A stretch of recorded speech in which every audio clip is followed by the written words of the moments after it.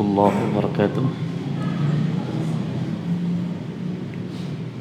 Innal hamdalillah nahmaduhu wa nasta'inuhu wa nastaghfiruh wa na'udzu billahi min shururi anfusina min sayyiati a'malina may yahdihillahu fala mudilla lahu wa may yudlil fala hadiya lahu wa asyhadu an la ilaha illallah wahdahu la syarika lahu wa asyhadu anna Muhammadan 'abduhu wa rasuluh sallallahu alaihi wa ala alihi wa ashabihi wat tabi'in wa man tabi'ahum bi ihsanin ila yaumiddin wa sallama tasliman katsira amma ba'd. Para ikhwan dan akhwat kaum muslimin wal muslimat azakumullah, kita melanjutkan ya, walaupun ini babnya pertama tapi melanjutkan kitab Al-Kabair karya Al-Imam Adz-Dzahabi rahimahullah. Jadi giliran tiap ustadz yang isi bab-bab yang ada di kitab Al-Kabair. Saya dapatnya bab pertama, padahal ngisinya yang ke berapa ini? Keberapa sekarang? Keempat ya. Mungkin harusnya sebaiknya tuh dulu tuh nyusun yang awal fal awal gitu. Tapi mungkin dipilih mana materi yang paling urgen untuk disampaikan tentang kabair. Kabair ini jamaah sekalian bentuk jama dari kabirah, yang artinya dosa besar. Ya. Dan akidah ahli sunnah wal jamaah meyakini, yang ini berbeda dengan akidahnya orang-orang khawarij.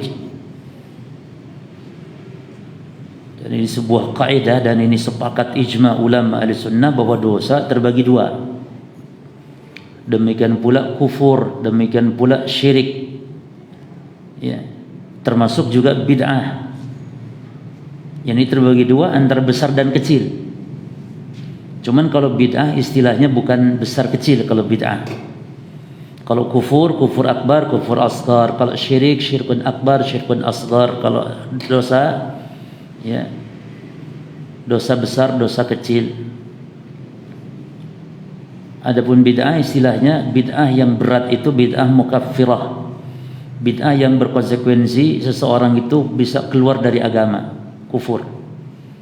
Bid'ah yang berkonsekuensi kufur. Yang kedua bid'ah mufassiqah. Bid'ah yang konsekuensinya hanya dosa besar saja. Nah, jadi bid'ah itu dosa besar jemaah. Karena definisi dosa besar itu adalah kullu dhanbin muta'awwad bi wa'idin khas. Setiap dosa yang diancam dengan ancaman khusus. Kal-la'n seperti laknat, wan nar seperti api neraka, wal ghadab seperti murka Allah. Ya. Wa qaulun nabi bi ana bari, atau ucapan Nabi aku berlepas diri, itu dosa besar itu. Atau laisa minna, kalau ada ucapan ancaman dengan perkataan laisa minna, itu dosanya besar jemaah. Laknat, la'anallah, la'anar rasul, Rasulullah, itu dosa besar. Dan kita ahli sunnah wal jamaah punya kaidah.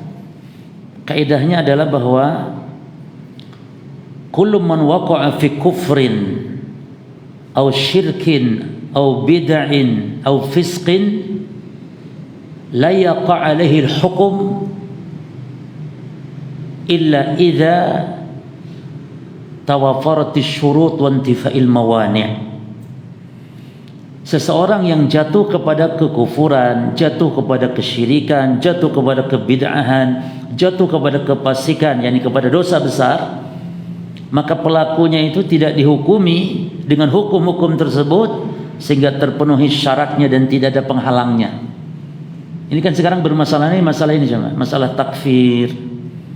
Ya. Makanya seperti kasus-kasus pengeboman dan semisal, itu masalah intinya itu di pengkafirannya.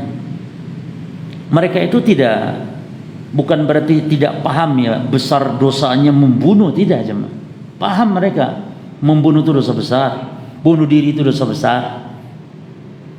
Tapi masalahnya ketika mereka menghalalkan gitu loh, membunuh ini bagian dari jihad, bagian dari ibadah. Apa dasarnya mereka menghalalkan membunuh? Awalnya adalah pengkafiran yang serampangan ini tadi. Jadi tidak boleh dikafirkan sehingga terpenuhi syarat-syarat dan tidak ada penghalang. Apa syaratnya? Ilmu. Penghalangnya kejahilan. Apa syaratnya? Al-amd, sengaja. Al-ikhtiyar. Ini dibahas oleh para ulama dalam masalah takfir. Jadi takfir itu memvonis kafir kepada orang yang sudah bersyahadat. Memvonis kafir dan mengeluarkannya dari keislaman kepada orang yang sudah bersyahadat. Nah, takfir ini ada yang benar, ada yang salah, ada yang sahih, ada yang menyimpang. Takfirnya Khawarij menyimpang. Orang bapaknya sendiri dikafirkan kadang. Semua umat Islam dikafirkan. Ya. Baik, nah di sini para jemaah sekalian, jadi akidah Ahlussunnah wal Jamaah adalah meyakini bahwa dosa syirik, kufur, bid'ah itu ada dua, besar dan kecil. Ya. Dan yang dijelaskan oleh Imam Az-Zahabi dalam kitabnya ini adalah khusus yang besar-besar. Atau kalau gitu apa dosa kecil? Berarti kalau dosa kecil jemaah setiap larangan agama yang tidak ada ancaman khususnya. Dan nanti Imam Az-Zahabi akan kita baca muqaddimah beliau menjelaskan perbedaan besar kecil ini. Ya. Cuma antum harus yakini bahwa ulama ahli sunnah. Kenapa harus ulama ahli sunnah? Ya, karena orang Khawarij meyakini dosa itu nggak dibagi, nggak ada besar kecil dosa itu. Ya. Dan mereka menghukumi orang berbuat dosa itu langsung hukumnya kufur. Kufur. Jadi kemaksiatan itu menghilangkan iman, bukan mengurangi iman. Nah itu masalahnya cuma. Jadi permasalahan dan kesesatan pertama dalam Islam. Kesesatan pertama dalam Islam adalah kesesatan dalam masalah vonis kafir tidak kafir, iman tidak imannya seorang dengan akibat dosa. Ini yang pertama muncul dalam Islam. Makanya kalau anda ditanya firqah apa yang pertama menyempal dalam Islam, al-jawab al-Khawarij. Al-Khawarij. Adapun firqah yang sesat tentang sifat-sifat Allah, tentang takdir dan semisal itu jauh setelah di zaman akhir sahabat. Tapi yang pertama kali bahkan bibitnya muncul di zaman Nabi SAW itu yang dikenal dengan Dzul Khuwaisirah, yang saat Nabi bagi harta rampasan peperangan, Nabi bagi sebagian tokoh, satu orangnya sampai dikasih Nabi 100 ekor unta aja mah. Makanya enggak ngiri orang yang dalam hatinya ada penyakit. Dzul Khuwaisirah itu yang mengatakan i'dil ya Rasulullah, berlaku adil engkau ya Rasul, katanya. Rasul digituin cuma. Karena sifat karakter anak Khawarij adalah at-ta'nu wat tadlil. Ya, suka mencela dan menuduh sesat. Rasul saja disesatkan, Rasul dianggap tidak adil.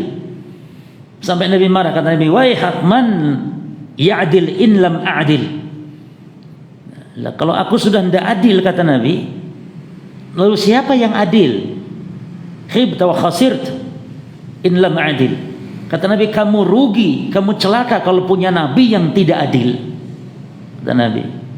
Nah, muncul dari orang seperti ini adalah bibit-bibit Khawarij. Dan Khawarij ini akan ada terus sampai hari kiamat. Makanya aksi-aksi seperti itu, pengeboman dan semisal, itu akan terus ada sampai hari kiamat. Nah,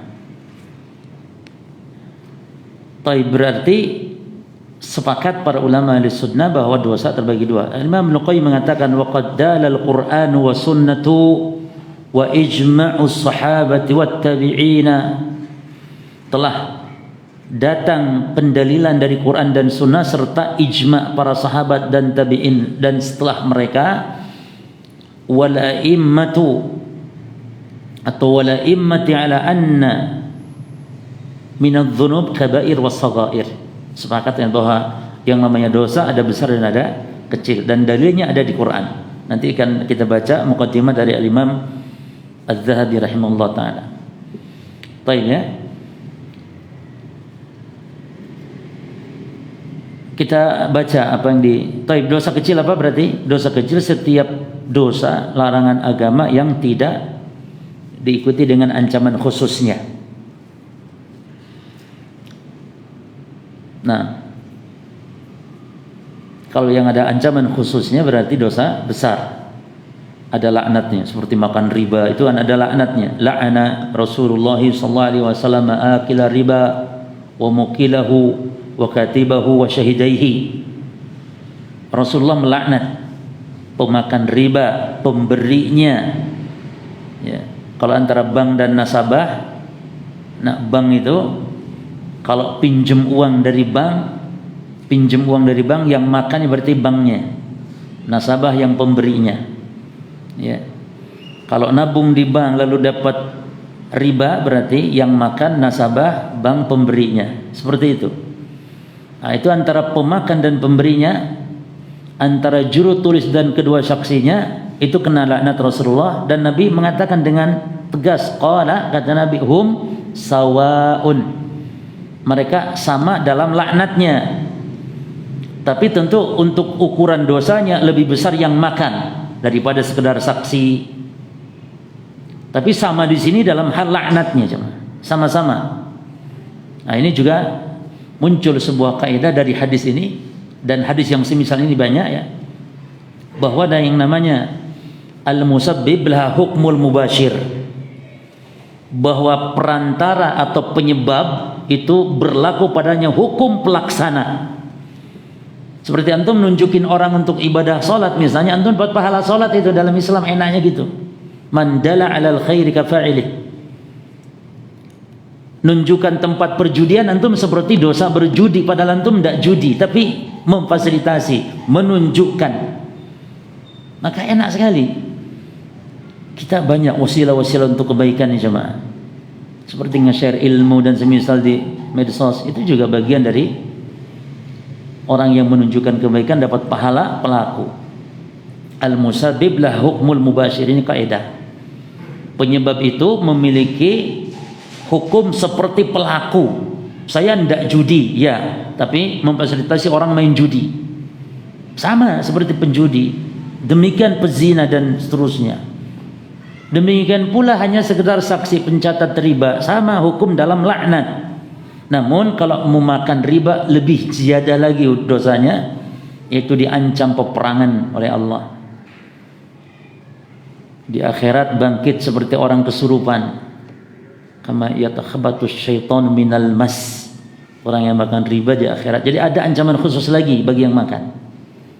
Ya. Baik. Apa contoh shaghair, dosa kecil contohnya apa jemaah? Pokoknya yang dilarang namun gak ada ancaman khusus, contohnya apa? Contohnya melihat akhwat yang bukan mahramnya, melihat perempuan kan dilarang, tapi gak ada ancaman khususnya, berarti dosa kecil, ya lumayan lah ya. Tapi ini bendino ya. Jadi melihat akhwat itu dosa kecil. Apalagi contohnya dosa kecil, larangan kalau sudah azan di sebuah masjid kita keluar dari masjid itu tanpa uzur, dosa kecil. Jadi kalau kita sudah ada di masjid lalu di masjid itu azan, nggak boleh keluar lagi coba, harus sholat di masjid itu, kecuali ada uzur, ya, ingin buang air atau ingin apa, memang kita harus sholat di masjid tertentu misalnya karena antum jadi imam atau apa misalnya, itu uzur lain lagi. Baik.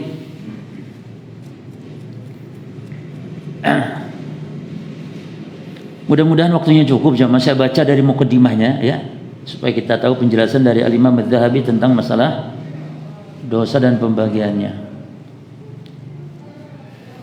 Baik. Qala al-muallif rahimahullah taala, bismillahirrahmanirrahim. Alhamdulillah rabbil alamin wal udwana ila 'alal zalimin wassalatu wassalamu ala sayyidina Muhammadin sayyidil mursalin wa imamil muttaqin. Bila membuka kitabnya ini dengan basmalah, dan ini kebiasaan para ulama ya, karena mengikuti Al-Quran, mengikuti juga sunnah atau petunjuk Rasul, dan bahkan para Rasul mengawali surat dengan basmalah, kemudian juga mengikuti kebiasaan para ulama, dan juga dalam rangka ngalap berkah dengan basmalah, karena di situ ada bismillah, dan makna al-ba di sini maknanya lil isti'anah, untuk menunjukkan memohon pertolongan kepada Allah, ngalap berkahnya nama Allah. Bismillah. Makanya nggak boleh bismillah dipakai untuk maksiat, karena di situ ada minta keberkahan dan minta pertolongan kepada Allah. Kan berarti main-main mau mencuri baca bismillah, bismillah ya Allah mudahkan, ya Allah berkahi, kan berarti gitu. Makanya ikhwan, kalau mau merokok nih baca apa, yang bingung kita nih. Mau merokok bismillah, gimana bacaannya mau merokok? Dan setelah rokok bacanya apa? Kan kalau ditambah nasi pecel apa bacanya? Bismillah. Setelah makan nasi pecel, alhamdulillah dia ta'amani hada ta'am wasaqani min ghairi haulin minni wala quwwah. Minta berkah. Rokok kira-kira bacanya apa? Nek enggak berani baca bismillah, maknanya berarti rokok haram jemaah. Kalau memang halal berarti apa? Baca bismillah. Kalau makruh enggak boleh baca bismillah. Karena makruh itu jemaah tetap makruh itu larangan agama. Makruh itu tetap kemungkaran yang harus ditegur, makruh itu. Ya. Jadi makruh itu larangan, bagian larangan. Nah, bagian larangan berarti termasuk yang harus ditegur. Apalagi yang haram, yang makruh tuh ditegur. Gitu. Baik. Nah, kemudian bila membaca memuji Allah, ya, kemudian bersolawat kepada Nabi. Di sini ada kata Sayyidina, jadi boleh membaca salawat dengan menggunakan lafaz Sayyidina, karena memang Nabi kita Muhammad adalah Sayyidul Anbiya wal Mursalin.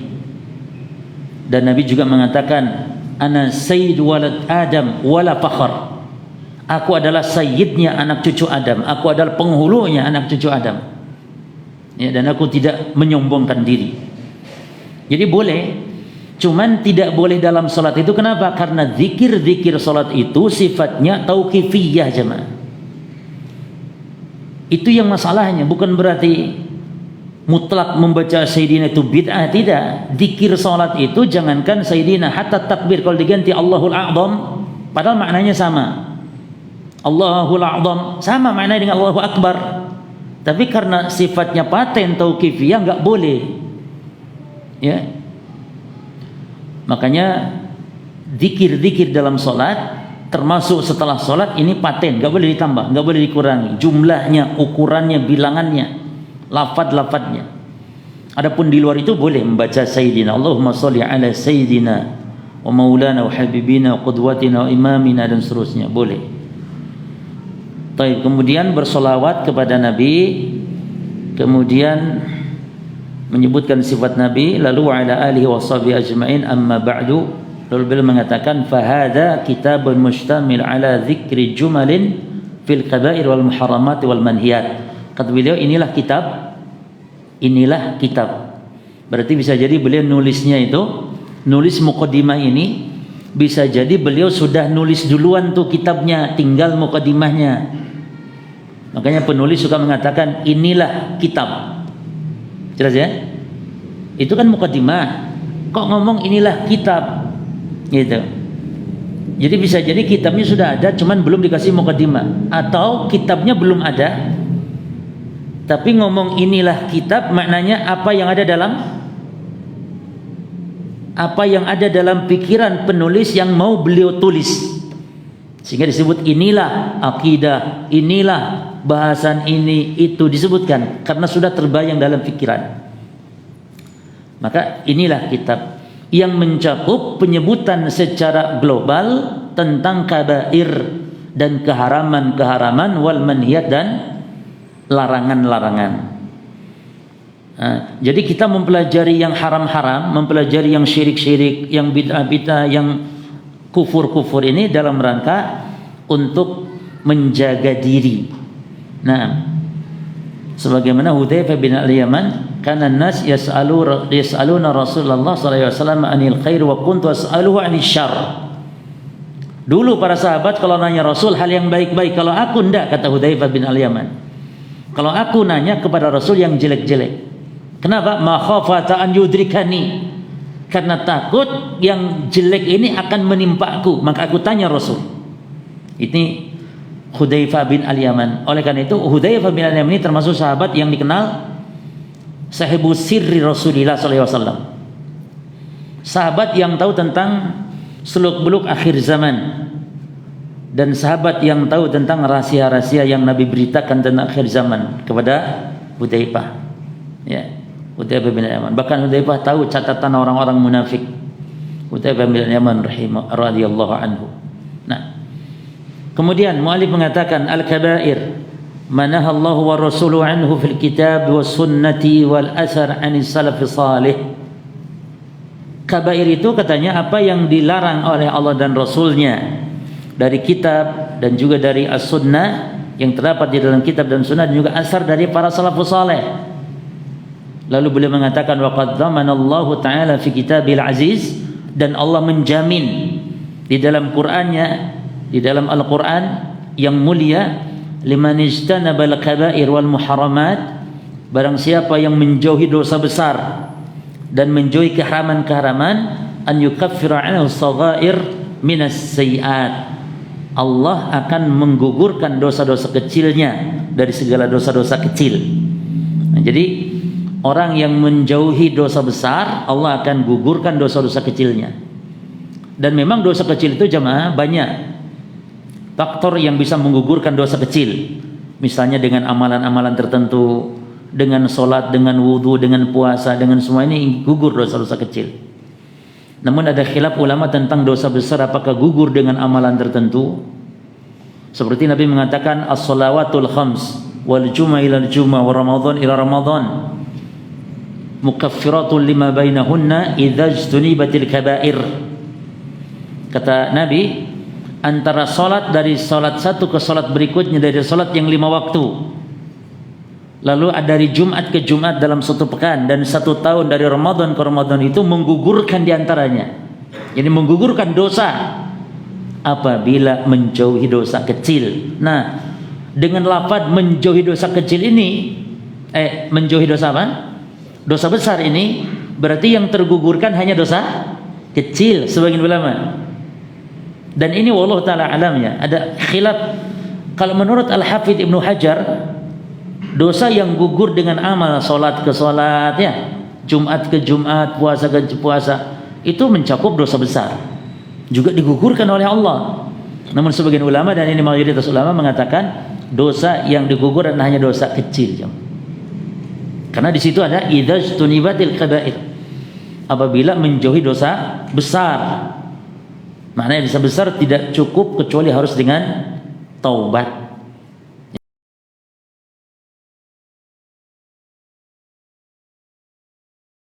Ya, ya, di bawah kehendak Allah. Berbeda dengan dosa syirik.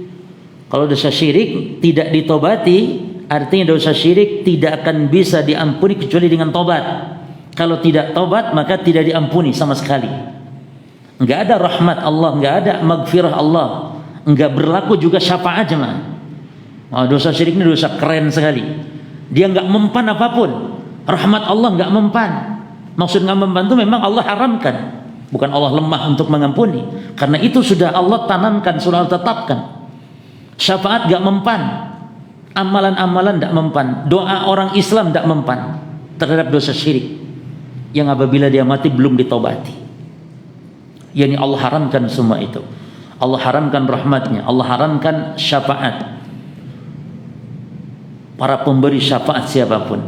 Makanya Nabi mengatakan syafaati li ahlil kaba'ir min ummati. Syafaatku bagi siapa yang mati di antara umatku yang memiliki dosa besar. Yani mati bawa dosa besar, belum tobat, berzina belum tobat, itu dapat syafaat Nabi. Namun Nabi memberi syarat, fahiya na'ilatun insyaallah man mata min ummati la yusyriku billahi syai'a. Yani orang yang mati dari kalangan umatku yang tidak berbuat syirik. Ya. Jadi zaman sekarang ini seorang mustahil masuk surga kalau memang dia masih ada dosa, walaupun seberat biji sawi, walaupun sebutir debu ada dosa, dia tidak akan bisa masuk surga. Harus digugurkan dulu, ima dengan rahmat, ima dengan syafaat. Ya. Makanya banyak amal, bahkan rukun Islam yang 5 ini, rukun Islam yang 5, pahala ganjarannya semuanya ampunan Allah. Syahadat ampunan Allah, salat, zakat, puasa, haji. Ya, puasa seperti sekarang, man shoma ramadhana imanan wa ihtisaban, ghufira lahu ma taqaddama min min tanbih. Baik. Apa dalilnya? Bagi yang meninggalkan dosa-dosa besar, Allah akan gugurkan dosa-dosa kecil. Liqaulihi ta'ala, berdasarkan firman Allah Ta'ala di surah An-Nisa ayat 31. Surat An-Nisa ayat 31 ini sebagai dalil juga bahwa dosa terbagi dua, ada besar ada kecil. Allah mengatakan, in tajtanibu kaba'ira ma tunhauna anhu, jikalau kalian menjauhi dosa-dosa besar, apa yang dilarang dari dosa-dosa besar tersebut, tukaffir ankum sayiatikum, niscaya nukaffir ankum sayiatikum, niscaya kami akan gugurkan, akan hapus dari kalian dosa-dosa kesalahan kalian, wa nudkhilkum, lihat, wa nudkhilkum mudkhalan karima, dan akan kami masukkan kalian ke dalam surga, yakni tempat yang penuh kemuliaan. Ini yang dimaksud oleh perkataan para ulama, ada orang loh jemaah yang masuk surga karena maksiatnya. Maksudnya apa? Maksiat yang ditobatinya. Karena tobat itu juga, ketika seorang bertobat, tobat itu ibadah loh jemaah. Karena dengan tobat seorang merendahkan, menghinakan diri di hadapan Allah. Dan itu hakikat ibadah. Ibadah itu hakikatnya apa? At-tadallul. Ibadah itu hakikatnya antum sekarang sedang at-tadallul ini. Antum sekarang sedang ngaji, duduk di majelis ilmu seperti ini, sedang menghinakan diri antum, merendahkan diri antum di hadapan Allah Rabbul Alamin.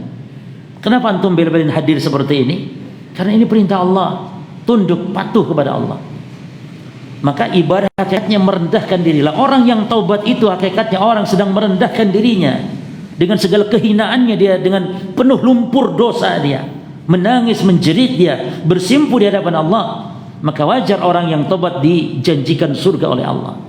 Tapi jangan direncana, ini orang tak dosa sih ya Allah ya, engkau taubat gitu kan. Enggak boleh. Dosa jangan direncana jemaah. Makanya seandainya orang tobat, ya, dosa lagi, tobat lagi, dosa lagi, tobat lagi, dosa lagi, ini tidak masalah. Karena demikian manusia. Mustahil manusia sekali tobat berhenti, mustahil. Karena manusia mesti orang yang selalu dalam salah. Kullu bani Adam khata'. Namun jangan direncana jemaah. Makanya syarat tobat itu apa? Syarat tobat itu bukan tidak boleh diulang. Bukan. Syarat tobat itu tekad tidak akan mengulang. Masalah nanti jatuh lagi karena tidak direncana, ini tidak masalah. Allah ampuni dan tidak bosan Allah untuk mengampuni hambanya. Jangan direncana. Antum sekarang makan misalnya, contohnya tidak pas ya, puasa masa. Makan supaya pas contohnya. Sedang makan ini antum jangan direncana, besok tak lapar yo, awas yo, tak lapar besok. Sekarang makan kenyang, alhamdulillah, besok lapar, makan lagi. Tapi laparnya jangan direncana jemaah. Demikian dosa. Maka ini tipu daya syaitan. Kalau ada yang berbisik, percuma ente tobat sekarang, besok ente lakukan lagi. Akhirnya dia taswifut taubah, taswifut taubah, nanti tobat. Tobat sekarang jemaah. Besok dosa lagi, tobat lagi, dosa lagi, tobat lagi, terus seperti itu. Kullu bani Adam khata' wa khata'ina at-tawwabun. Setiap bani Adam salah. Dan setiap yang sebaik-baik orang berbuat salah dan yang bertobat kepada Allah. Nah, baik. Faqad takaffala Allah Ta'ala bihadha an-nassi liman ijtanaba al-kaba'ir an yadkhulahu al-jannah. Dan Allah telah menjanjikan, telah menjamin berdasarkan nas ini, yaitu surah An-Nisa 31, bahwa siapa yang menjauhi dosa besar, maka Allah masukkan dia ke dalam surga. Ya. Wa qala ta'ala, Allah Ta'ala berfirman di surah Syura ayat 37, sama juga. Walladzina yajtanibuna kaba'iral itsmi wal fawahish. Dan orang-orang yang menjauhi kabair. Jadi dalam ayat-ayat tadi, An-Nisa 31, Asy-Syura 37, disebutkan kabair. Lalu mana shaghairnya? Dari konsekuensi.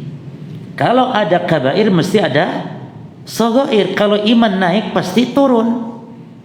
Ya. Maka di Quran ketika disebutkan iman naik liyazdadu iman, untuk bertambah imanahum, iman mereka. Maknanya berarti dalil yang menunjukkan iman itu bisa turun, cuman. Karena kalau sudah naik pasti turun. Nah, makanya kenapa Umar menangis sejadi-jadinya, ya, Abu Bakar, para sahabat menangis, sedih, ya, ketika Rasul wafat. Karena ketika Rasul wafat maknanya Islam telah sempurna. Lalu kata Umar, kalau Islam sudah sempurna berarti nanti siap-siap untuk apa? Kalau sudah dipuja sempurna, baru nanti akan muncul penyimpangan, kerusakan. Dan ternyata terbukti. Ya. Baik. Tapi sebelum Nabi wafat masih terus menuju kepada puncak kesempurnaan.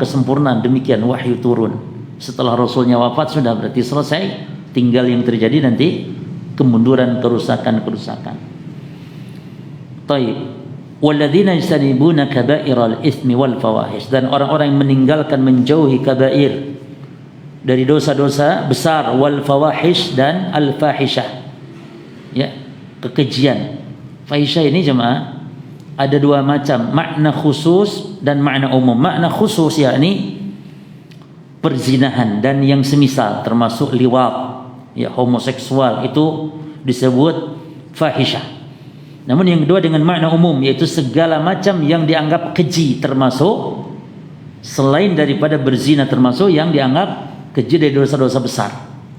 Nah, itu fahisyah. Wa idza ma ghadibu hum yaghfirun. Nah, mereka mendapatkan ampunan Allah Subhanahu wa taala. Demikian pula dalam surah An-Najm ayat 32. Nah, 3 ayat ini menunjukkan dosa itu ada dua, besar dan kecil. Alladzina yajtanibuna kaba'iral itsmi wal fawahish illal lamam. Orang yang meninggalkan dosa-dosa besar dan juga kekejian kecuali al-lamam. Al-lamam kata ulama yakni dosa kecil. Ya, kecuali dosa kecil. Yani orang bisa jatuh kepada dosa kecil. Nah, namun dosa kecil bisa gugur dengan istighfar, tahu gugur tak jemaah? Astagfirullah. Halah, selesai.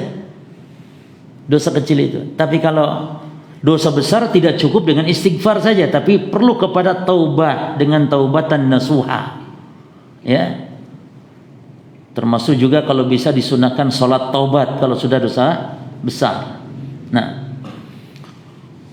kemudian Imam Az-Zahabi membawakan lagi beberapa dalil yang menunjukkan dosa ada dua, besar dan kecil. Wa qala Rasulullah sallallahu alaihi wasallam, dan Rasul SAW telah bersabda, kata beliau, as-salawatul khams wal jumu'atu ila al-jumu'ah wa ramadhanu ila ramadhan mukaffiratun lima bainahunna idza ijtanibatil kaba'ir. Kata Nabi, salat yang 5 waktu, yakni salat 5 dari zuhur ke asar, dari asar ke maghrib, dari maghrib ke isya, dari isya ke subuh, itu semua penggugur dosa.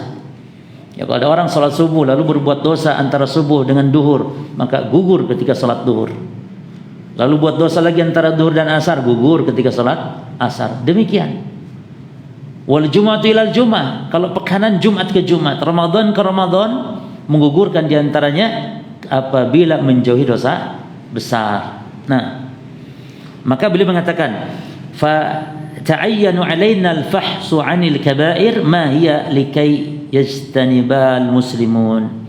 Maka kita penting untuk mempelajari, untuk betul-betul mengkaji tentang kabair supaya kita menjauhinya, supaya kaum muslimin menjauhinya. Ya. Dan para ulama banyak menyusun kitab khusus dosa-dosa besar. Fawajadna ulama rahimahumullah taala qad ikhtalafu fiha. Dan ulama beda pendapat tentang dosa-dosa besar itu. Ada berapa sebenarnya?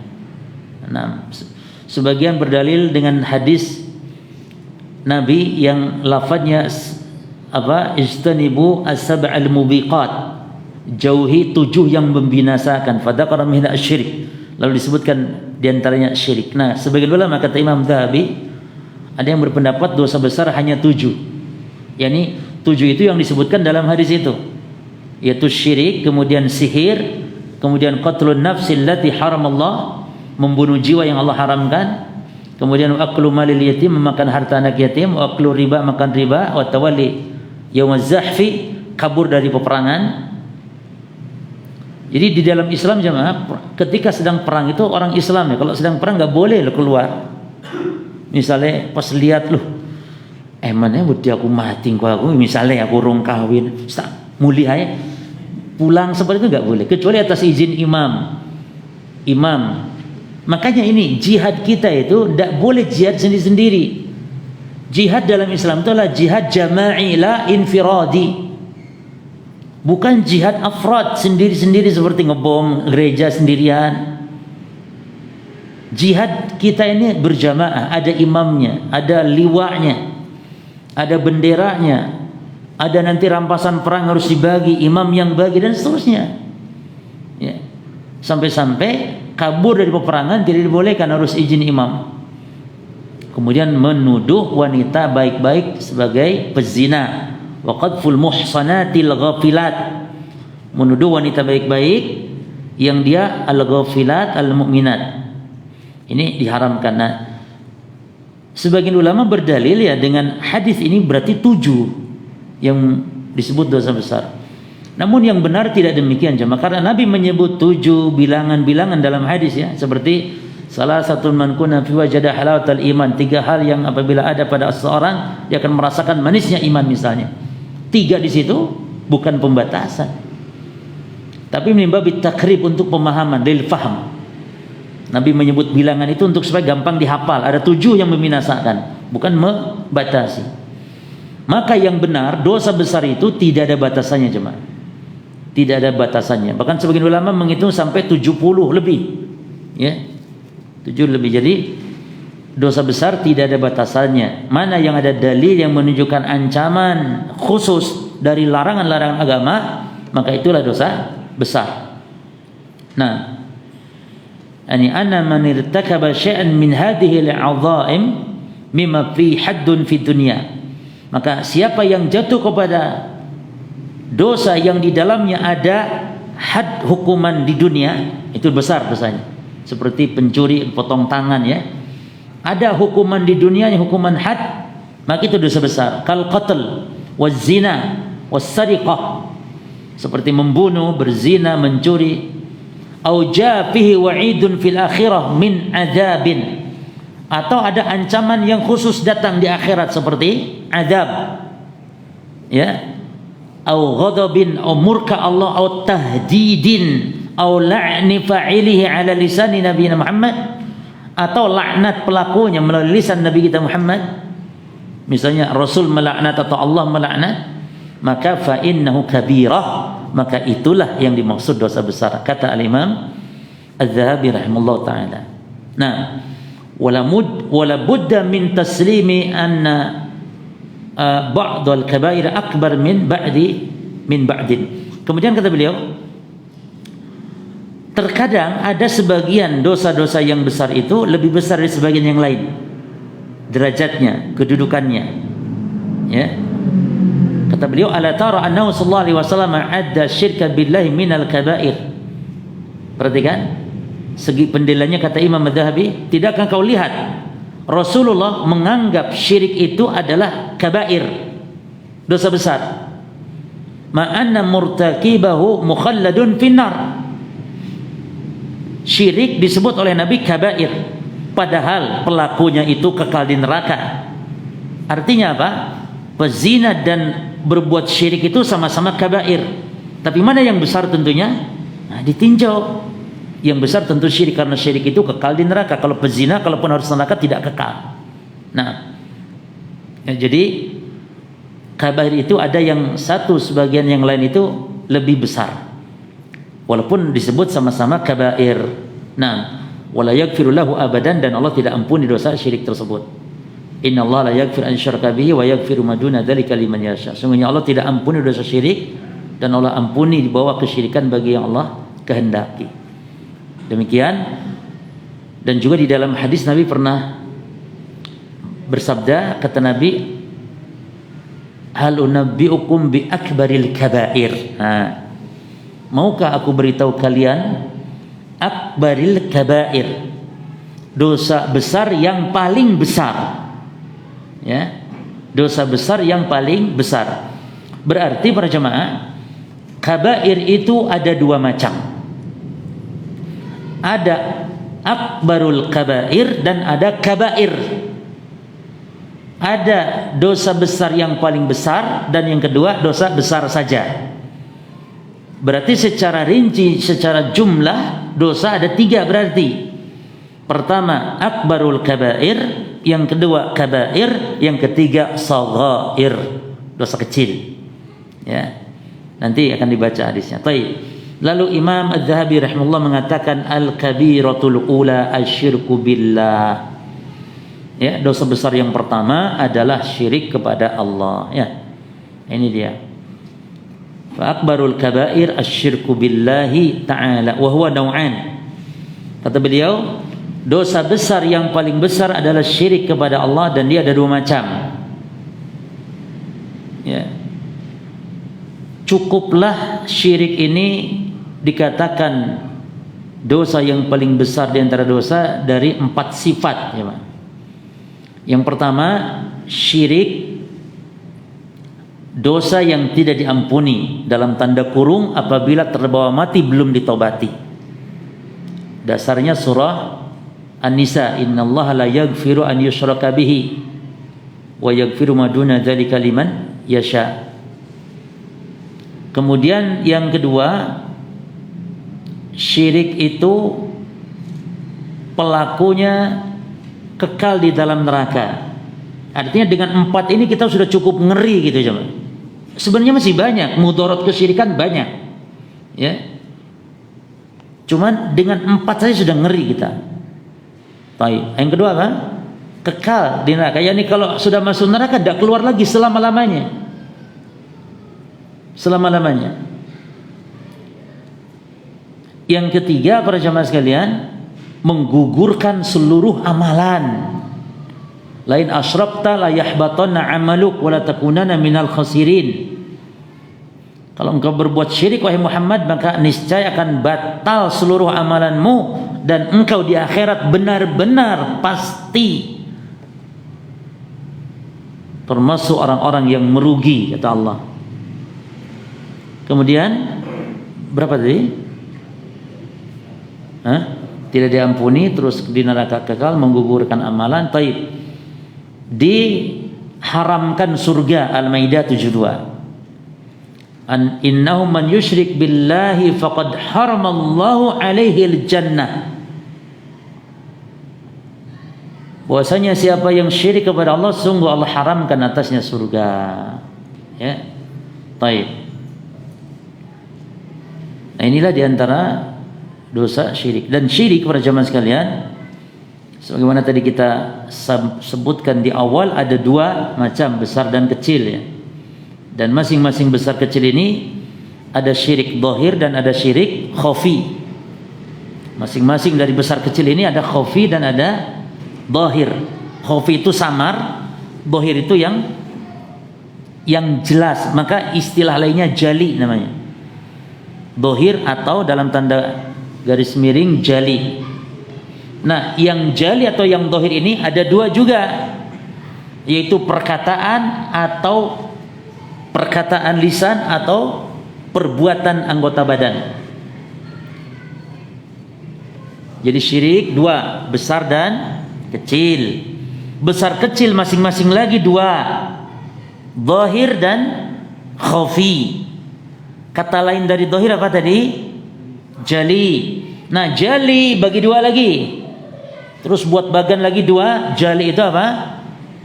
Al-qawli dan al-fi'li. Berarti kesimpulannya, syirik khafi baik besar atau kecil, khafi itu berarti syirik pada apa?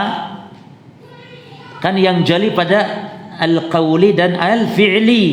Berarti yang khafinya tadi enggak ada pembagiannya, cuma 1 itu, berarti syirik pada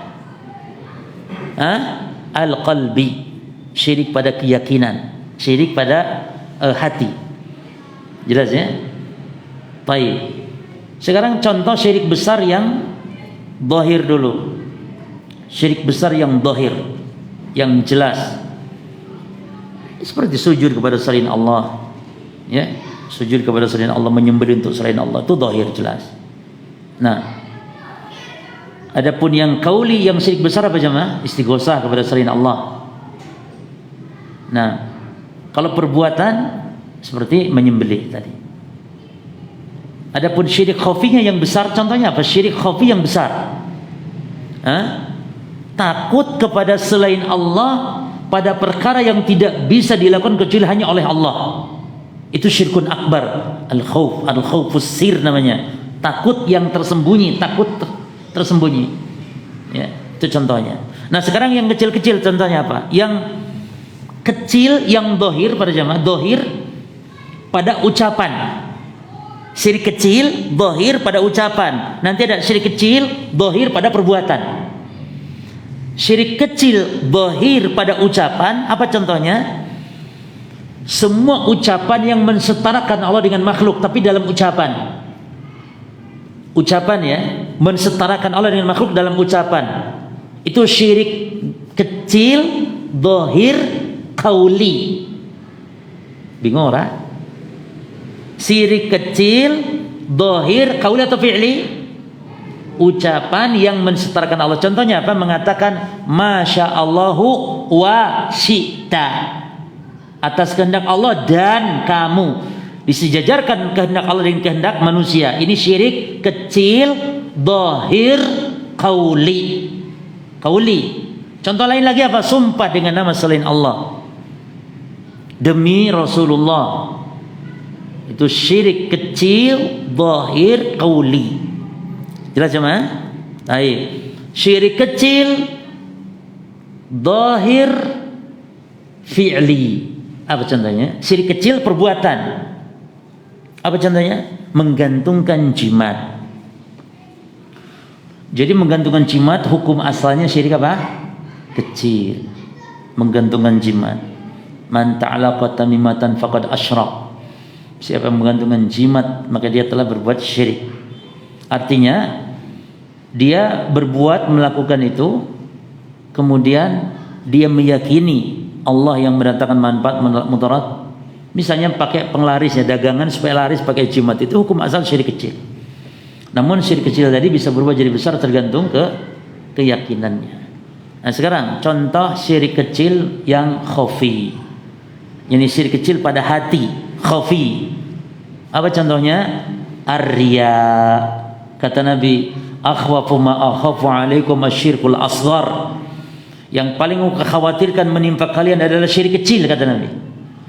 Lalu beliau ditanya, wa ma syirkul asghar ya Rasulullah? Apa itu syirik kecil ya Rasulullah? Qal ar-riya. Syirik kecil kata Nabi adalah riya.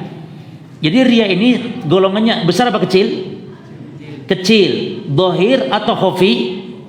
Khafi jamaah. Riya itu ada dalam hati.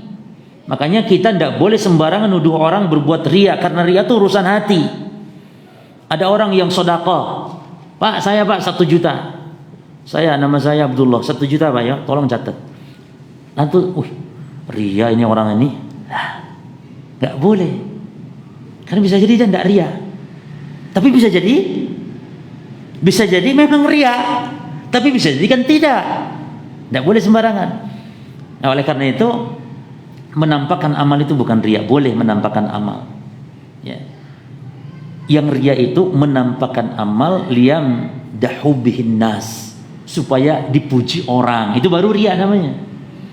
Bahkan antum menampakkan amal bisa jadi ibadah loh, itu kan bisa jadi berpahala. Apabila tujuan antum menampakkan amal untuk supaya ditiru sama orang. Itu masuk kepada sabda Nabi, man sanna fil islami sunatan hasanah. Siapa yang beri contoh yang baik dalam Islam, baginya pahala-pahala orang yang mengikutinya. Tapi kalau ingin dipuji, ini masalah. Ya. Bahkan ada pujian yang dia bukan riya ya ketika ibadah, jika pujian itu datang setelah selesai ibadah, itu bukan disebut riya itu. Artinya orang senang dipuji, tapi selesai ibadah. Misalnya ada orang yang baca Quran bagus bacaannya, kemudian selesai baca ada orang yang datang, Masya Allah, mantap kamu tadi itu, bacaannya hebat. Ya. Setelah dipuji lalu orang gini, ini hidungnya nih. Setelah dipuji tadi, riya bukan itu? La. Ini justru kata Nabi, ajilu busyra mu'min fid dunya qabla al-akhirah. Justru itu adalah ajil busyra mukmin. Itu adalah kabar gembira bagi orang mukmin yang disegerakan di dunia sebelum akhirat. Beda dengan sum'ah. Kalau sum'ah memang dia yang memancing-mancing. Walaupun setelah ibadah, aduh semalam saya capek sekali, suntuk semalam, ngantuk sekarang. Kenapa? Alah, tarawih sampai jam berapa? Pokoknya Masya Allah. Makanya sekarang saya ngantuk sekarang semalam banyak sekali tarawih. Dia kan emang sum'ah dia. Ini ndak. Orang tidak sum'ah, cuman ada orang muji setelah ibadah, itu bukan riya. Nah, jadi riya itu intinya amalan hati cuma. Ya. Ini dari contoh-contoh kesyirikan. Dan syirik kecil dengan syirik besar ini apa bedanya? Yani definisinya gitu jemaah. Syirik kalau definisi umum itu artinya mensetarakan Allah dengan selain Allah pada kekhususan Allah. Itu syirik. Taswiyatu ghairillahi billahi fima huwa min khasaisillah. Mensejajarkan selain Allah dengan Allah dalam perkara yang menjadi kekhususan bagi Allah. Dalam rububiyah, dalam uluhiyah, termasuk dalam asma dan sifat. Itu syirik secara umum. Namun syirik secara khusus artinya adalah, kalau syirik besar artinya sarful ibadah li ghairillah, memalingkan ibadah kepada selain Allah. Nah, adapun syirik kecil, apa itu definisi syirik kecil? Para jamaah perhatikan. Definisi syirik kecil disebut dia syirik kecil apabila memiliki dua sifat. Itu disebut syirik kecil. Adapun syirik besar tadi apa? Memalingkan ibadah kepada selain Allah. Sarfu syai'in minal ibadat li ghairillah, memalingkan sesuatu dari ibadah kepada selain Allah. Nah, sekarang syirik kecil itu apa jemaah? Syirik kecil adalah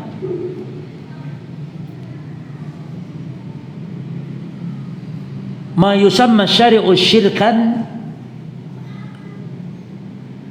wa wasilatan ilal akbar. Segala yang disebut oleh agama, baik perkataan atau perbuatan, syirik. Jadi segala yang disebut syirik oleh agama, baik dalam perkataan atau perbuatan. Kenapa enggak ngomong hati? Karena hati itu bisa syirik besar. Segala perbuatan atau perkataan yang dinamakan syirik oleh agama, ya, ini satu kaidnya. Yang kedua, dan dia perantara menuju kepada syirik besar. Jadi kepada syirik besar itu dia hanya perantara, tapi harus dinamakan dulu oleh agama dia itu kesyirikan. Jadi kaidnya berapa? Ada dua kaid, ada dua pengikat. Satu, harus dinamakan syirik dulu oleh agama, ada kata-kata syiriknya. Kalau ada kata-kata syiriknya, ya, terus syarat yang keduanya apa? Dia menjadi perantara, wasilah menuju kepada syirik besar, maka itulah yang dimaksud syirik kecil. Apa contohnya jemaah? Ada kata-kata syiriknya, misalnya man ta'allaqa tamimatan faqad asyrak. Ada faqad asyrak. Ada lagi misalnya man halafa bi ghairillahi faqad asyrak. Siapa bersumpah dengan nama selain Allah, dia telah syirik. Dan sumpah dengan nama selain Allah, menggantungkan jimat, ini syirik yang bisa mengantarkan kepada syirik akbar. Itu yang dimaksud syirik kecil. Makanya kalau sekedar wasilah kepada syirik besar dan agama tidak menyebutnya syirik, maka bukan disebut syirik kecil. Apa? Ya wasilah saja kepada syirik besar, tidak dikatakan syirik kecil. Sebagian ulama mengatakan itu juga disebut syirik kecil, walaupun tidak dinamakan syirik oleh syariat. Contoh apa misalnya? Salat menghadap kuburan, coba. Salat menghadap kuburan itu bukan syirik, ya. Ini salat kepada Allah menghadap kuburan, bukan syirik. Kalau nyembah kubur lain. Ini ndak salat untuk Allah, misalnya salat wajib atau salat sunnah, salat duha misalnya untuk Allah, namun di kuburan mbah misalnya, syirik bukan? Sebagian ulama menyebutnya syirik kecil karena dia wasilah menuju kepada syirik besar, yaitu menyembah ahlul kubur. Sebagian ulama, namun itu pendapat lemah. Dia bukan syirik karena dia tidak disebut syirik, tapi hanya perantara. Betul, tidak setiap yang menghantarkan kepada syirik harus dikatakan syirik, kecuali kalau dinamakan juga syirik. Berarti salat menghadap kuburan bukan syirik kecil, walaupun menghantarkan kepada syirik besar nantinya, bukan. Tapi apa namanya? Namanya bid'ah saja. Karena menetapkan tempat ibadah yang tidak ditetapkan oleh syariat. Jadi kalau boleh dikatakan salat bid'ah saja, walaupun salat duhur. Salat duhur tapi harus di kuburan mbah, berarti salat duhur yang bid'ah. Karena menetapkan waktu, tempat, cara, bilangan, sebab, kaifiat, ya kan? Jadi itu kaidahnya cuma. Biasanya kan ahli bid'ah itu ketika dikatakan salat ini bid'ah, baca Quran ini bid'ah, salawat ini bid'ah, mereka kan nggak paham kaidah ini. Masa salawat dibid'ahkan, salat dibid'ahkan, baca Quran dibid'ahkan? Yang masalah itu bukan salatnya, penetapan waktu yang tidak ditetapkan oleh syariat, penetapan tempat yang tidak ditetapkan oleh syariat, penetapan bilangan yang tidak ditetapkan oleh syariat, penetapan kaifiat yang tidak ditetapkan oleh syariat, penetapan sebab yang tidak ditetapkan oleh syariat. 6. Waktu, tempat, sebab, kaifiat, adat, bilangan, dan jenis. Jenis. Kurban 10 Zulhijjah. Kurban 10 Zulhijjah setelah imam salat Id, ya, di tanah lapang kurban, namun ayam. Jenisnya berarti yang bid'ah. Kambing, sapi, namun tanggal 14 Ramadan kurban. Yang bid'ah apanya? Waktunya, bukan kurbannya jemaah. Atau caranya, baca Quran dengan cara tertentu, bukan baca Qurannya. Makanya jemaah sekalian, tidak harus ini ibadah itu langsung disebut ibadah berpahala masuk surga. Tidak. Ada seorang melakukan ibadah namun dengan sebab ibadah itulah dia terancam neraka karena mengada-ada dalam ibadah. Contoh jemaah, baca Quran misalnya. Baca Quran, ada lafaz Allahnya Alhamdulillah Rabbil Alamin, ada lafaz-lafaz Allah bacaan Al-Quran. Tapi pada saat sedang ruku', maka haram hukumnya. Karena Nabi mengatakan nuhitu an aqra'al Quran raki'an aw sajidan. Aku dilarang, kata Nabi, oleh Allah, aku diharamkan oleh Allah baca Quran saat ruku' dan sujud. Baca Quran loh jemaah. Nah, tapi haram apabila tidak disyariatkan waktu, tempat dan seterusnya, termasuk baca Quran di kuburan, terlepas dari perselisihan para ulama, ya para jemaah. Namun isyarat dari hadis-hadis menunjukkan Nabi mengatakan apa tentang baca Quran? Kata Nabi, la taj'alu buyutakum maqabir fa inna syaitan yanfiru minal baiti alladzi tuqra'u fi suratul Baqarah. Jangan jadikan rumah kalian itu kuburan, karena setan lari dari rumah yang dibacakan padanya surah Al-Baqarah. Ini isyarat baca Quran itu di rumah, bukan di kuburan. Artinya jemaah, tidak setiap sholat harus dipandang ini pasti benar dan masuk surga dengan sebab sholat. Tidak. Bahkan ada orang beribadah namun keliru. Sebagaimana kata Imam Nawawi tentang sholat raghaib dan sholat nisfu Sya'ban, sholat alfiyah. Imam Nawawi mengatakan wahatani sholatani bid'atani munqarani qabihatan. Dua sholat ini, sholat raghaib, sholat malam Jumat pertama bulan Rajab 12 rakaat antara maghrib dan isya, dan salat nisfu Sya'ban, salat 100 rakaat di malam nisfu Sya'ban, baca qul 10 kali setiap rakaatnya. Kata Imam Nawawi, wa hatani salatani bid'atani munkarani qabihatan. Dua salat ini salat jemaah. Allahu Akbar, Fatihah, ruku, sujud, salat. Bukan berjudi, bukan berzina, salat dia. Namun dua salat ini bid'ah, munkar, lagi jelek. Yani maksiat kepada Allah. Kenapa? Karena kata Imam Nawawi, hadis-hadis sumbernya tidak ada yang sahih. Ya. Wala tabtar bi dzikri ma fi kitab Qutul Qulub wa Ihya Ulumuddin. Jangan tertipu dengan disebutkannya dua salat ini dalam kitab Qutul Qulub, kitab tasawuf, dan kitab Ihya Ulumuddin Ghazali. Jangan ketipu. Au bil ahaditsil madhkur, atau dengan hadis-hadisnya yang ada penyebutan dua salat itu, jangan tertipu. Fa inna kulla dzalika batilun, karena seluruh hadis-hadisnya adalah batil. Jadi ibadah pada jamaah sekalian harus terpenuhi dua syarat, al-ikhlas dan mutabah. Nah, taib. Kemudian Al-Imam Az-Zahabi membawakan penjelasan tentang pembagian syirik di sini. Fa akbarul kabair asyirku billahi ta'ala wa huwa naw'an. Ada dua macam syirik kepada Allah. Ahaduhuma, yang pertama, an yaj'ala lillahi niddan wa ya'budu ghairahu min hajarin aw syajarin aw syamsin aw qamarin aw nabiyyin aw syaikhin aw najmin aw malakin aw ghairi dhalika wa hadahu asyirkul akbar alladzi dzakarahu Allah azza wa jalla. Yang pertama jenis syirik adalah menjadikan Allah sebagai tandingan dalam sesembahan, sehingga dia menyembah kepada selain Allah, beribadah kepada selain Allah, baik berupa batu, pohon, ya, matahari, bulan, nabi, syekh, ya, wali termasuk maksudnya, atau bintang, atau malaikat, atau yang lainnya. Dan ini adalah syirik akbar yang Allah sebutkan di dalam Al-Quran. Ayat-ayatnya yang dibawakan oleh mu'alif tadi An-Nisa 48 tadi, Luqman ayat 13, inna syirka la zulmun azim. Lalu di surah Al-Maidah juga, innahu man yusyrik billahi faqad haramallahu alaihi al-jannah, Al-Maidah ayat 72. Nah ayat-ayat ini kata beliau, wal ayatu fi dzalika katsiratun. Ayat-ayat semacam itu dalam Quran banyak tentang syirik. Subhanallah jemaah. Ini ayat-ayat tentang syirik di Quran banyak sekali. Ya, dan perintah-perintah untuk ibadah yang maknanya tauhid banyak sekali. Oleh karena itu, kalau sesuatu yang banyak kok sampai tidak dipahami betul, ya. Karena pada zaman sekalian tipu daya syaitan sekarang kepada umat manusia secara umum, umat Islam secara khusus, mereka itu menyamarkan hakikat tauhid dan hakikat syirik jemaah. Hakikat tauhid dan hakikat syirik disamarkan oleh syaitan. Disangkanya syirik itu nyembah berhala gitu loh, nyembah patung atau nyembah dewa, itu dianggap itu tok syirik.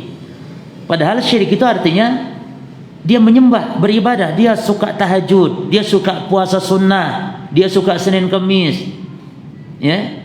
Namun dia beristighosa kepada orang yang telah mati, dia bertawasul dengan orang yang telah meninggal dunia, tidak sadar. Bahkan mereka sebagian menyangka itu tauhid justru. Inilah cara tipu daya syaitan dibalik, yang hak dianggap batil, yang batil dianggap hak. Ya. Maka kita harus pahami hakikat syirik.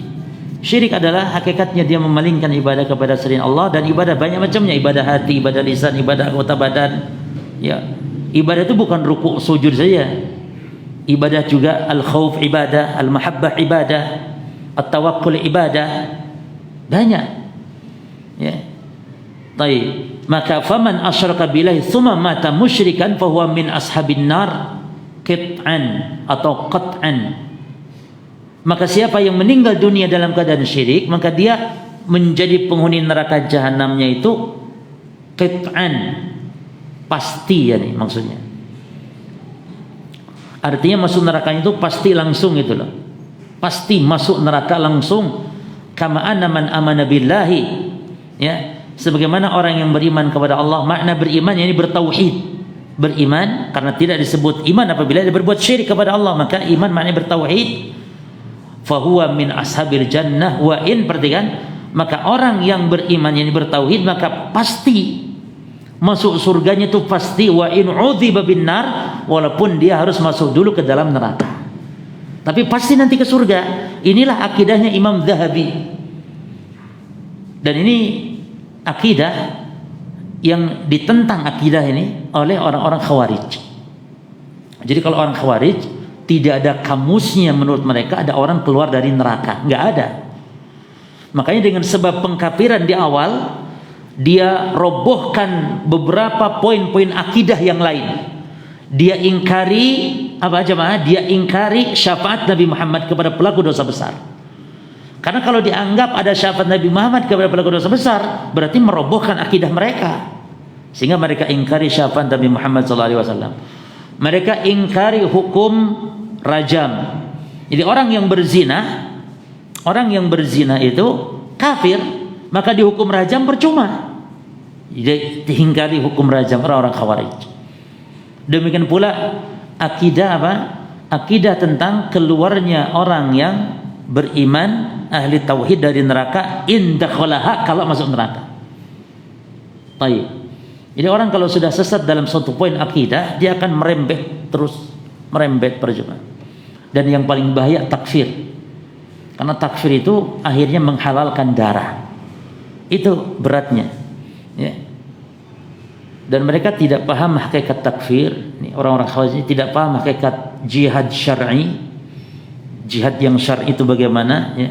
Kemudian mereka tidak paham lagi tentang hakikat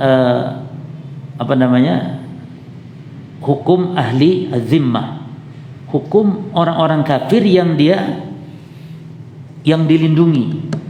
Seandainya mereka paham ini, itu mereka tidak akan berani bunuh orang-orang kafir tersebut karena mereka dilindungi oleh negara ahli zimmah. Dan juga kaidah dakwah mereka tidak paham. Dakwah itu kan diseru dulu sebelum diperangi. Ya. Dan perang jihad dalam Islam ada dua para jamaah, jihadu talab dan jihadu dafa'. Jihadu talab ini harus terpenuhi syarat-syaratnya dan harus ada pemimpinnya. Dan mereka itu melakukan jihadu talab itu, yakni jihad untuk membuka, menyerang. Ini syaratnya sangat ketat sekali. Dan mereka tidak memiliki kaidah-kaidah tersebut.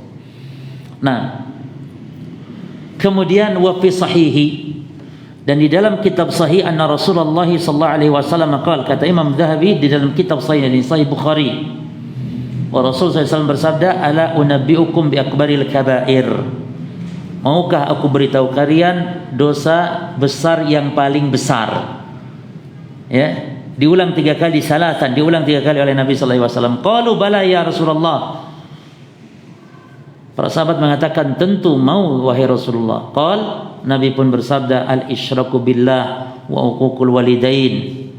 Yang pertama syirik kepada Allah, yang kedua durhaka kepada kedua orang tua.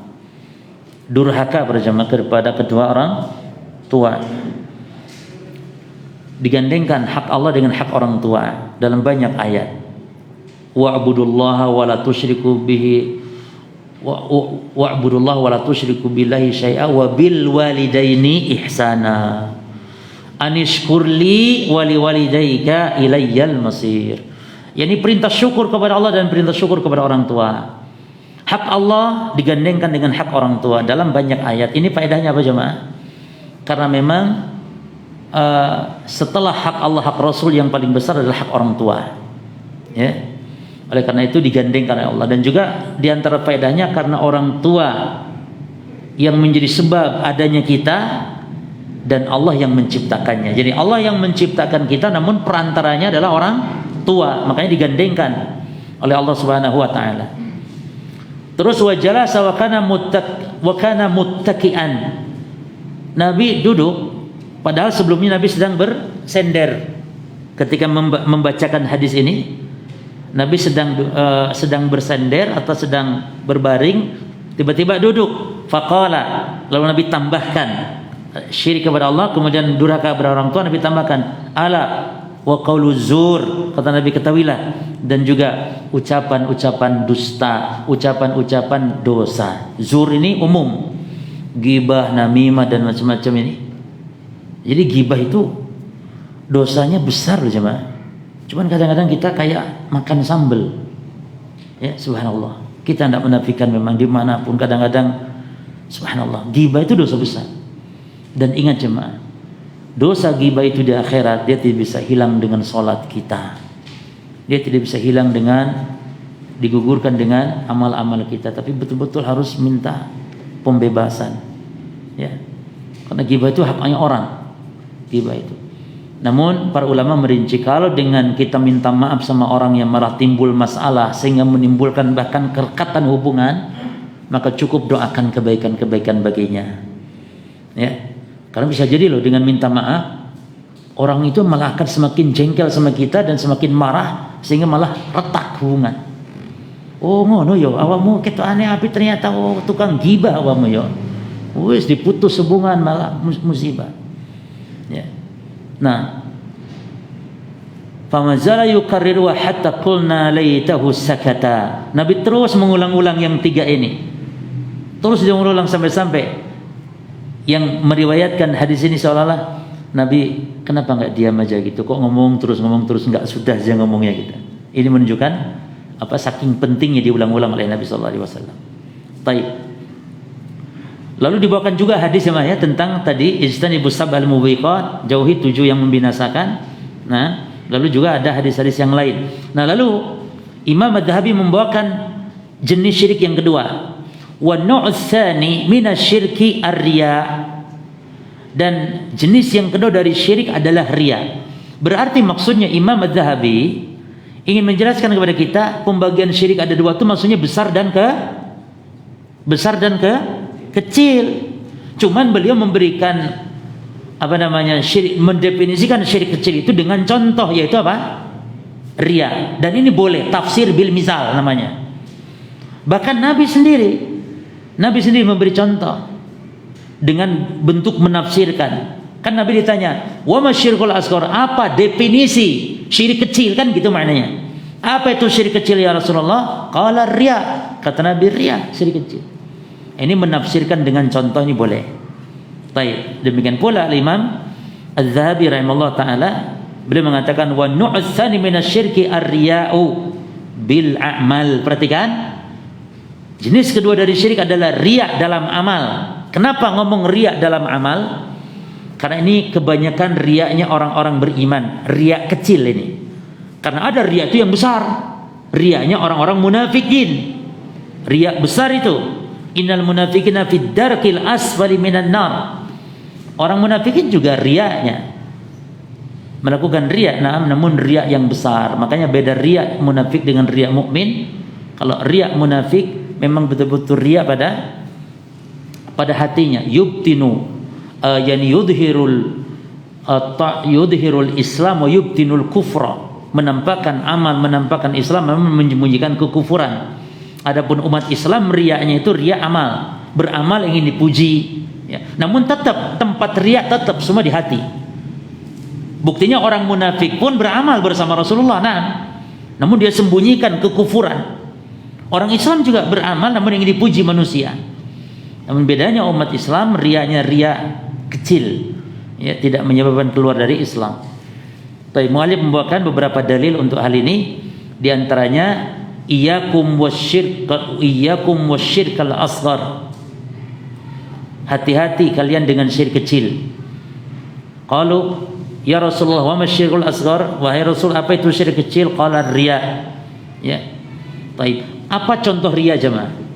Contoh riya kata Nabi dalam hadis, bagaimana itu contoh riya? Bahkan Nabi sebutkan yang paling mengkhawatirkan min fitnatid dajjal, dari fitnah dajjal, yaitu yakumur rajul fayusalli fayuzayyina salatahu bimandharil rajul. Yani ada orang salat kemudian memperbagus salatnya. Kenapa? Karena ada orang yang memperhatikan. Nah, itu riya itu seperti itu. Dan itu yang dimaksudkan oleh Nabi, yang paling Nabi khawatirkan melebihi dari kekhawatiran Nabi kepada fitnah dajjal. Ya. Kenapa fitnah dajjal Nabi enggak khawatir kepada umatnya? Ya. Artinya lebih khawatir umatnya jatuh kepada riya. Karena riya itu betul-betul samar, sementara dajjal itu jelas. Jelas dajjal itu di dahinya, antara dua matanya, jelas tanda-tandanya. Orang yang beriman semua akan mampu melihat dajjal. Artinya tahu kalau ini dajjal, tidak tertipu sehingga. Adapun riya samar. Hatta antum ya ikhwan, wallahi antum yang sudah ngaji tauhid seperti ini, insyaallah kalau nempel jimat insyaallah aman. Tidak mungkin lah kayak orang antum nih nyari-nyari jimat ke Madura sana lalu ditempel di dagangan antum. Tapi bisa jadi di antara kita yang sudah ngaji tauhid ini tidak selamat dari yang namanya riya. Makanya Nabi mengatakan ittaqu hadza syirka fa innahu akhfa min dabibin namal. Hati-hati kata Nabi, takutlah kalian jatuh kepada syirik ini, karena syirik lebih samar dari rayapan semut.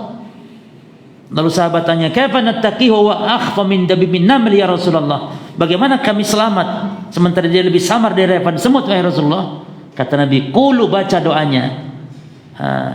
Baca doanya. Jadi antara terapi syirik itu adalah baca doa selantiasa aja, memperbanyak baca doa ini. Allahumma inni a'udzubika min an usyrika bika syai'an a'lamuhu wa nastaghfiruka lima. Jadi boleh dengan domir saya, boleh dengan domir kami, ya. Allahumma inna na'udzubika, boleh begitu, atau Allahumma inni a'udzubika. Allahumma inna na'udzubika min an nusyrika bika syai'an na'lamu. Ya Allah, aku berlindung kepada Engkau dari perbuatan syirik yang aku tahu kalau itu syirik. Wa nastaghfiruka, dan aku mohon ampun kepada Engkau ya Allah fima la na'lamu, dari syirik yang aku enggak tahu kalau itu syirik. Kita ulangi. Allahumma inna na'udzubika min an nusyrika bika syai'an na'lamuhu wa nastaghfiruka lima la na'lamuhu. Ya, cukup ya waktunya. Cukup ya, ini dulu yang bisa kita sampaikan. Allah taala. Berikutnya ini hanya riwayat-riwayat yang dibawakan oleh Imam Az-Zahabi tentang riwayat-riwayat. Kemudian di sini ada ungkapan. Ada kesalahan beliau yang dikritik oleh para ulama yang lain, ahli hadis. Beliau ungkapkan seperti di sini, itu disebut katanya sabda Rasulullah ya. Padahal itu bukan sabda Rasul, itu hanya perkataan yang dinisbatkan saya kepada Rasul sallallahu alaihi wasallam. Itu tentang perumpamaan orang yang berbuat syirik itu ibarat orang yang orang yang menggendong pasir, membawa pasir di kantongnya ke pasar untuk belanja, nyampe di pasar ternyata yang dibuka bukan uang tapi pasir, sehingga tidak manfaat. Demikian orang berbuat syirik, jadi merasa amal banyak sampai di akhirat ternyata sia-sia, waliyadzubillah. Ada juga hadis-hadis dhaif, bahkan ada hadis palsu yang terbawa atau dimasukkan oleh Imam Az-Zahabi.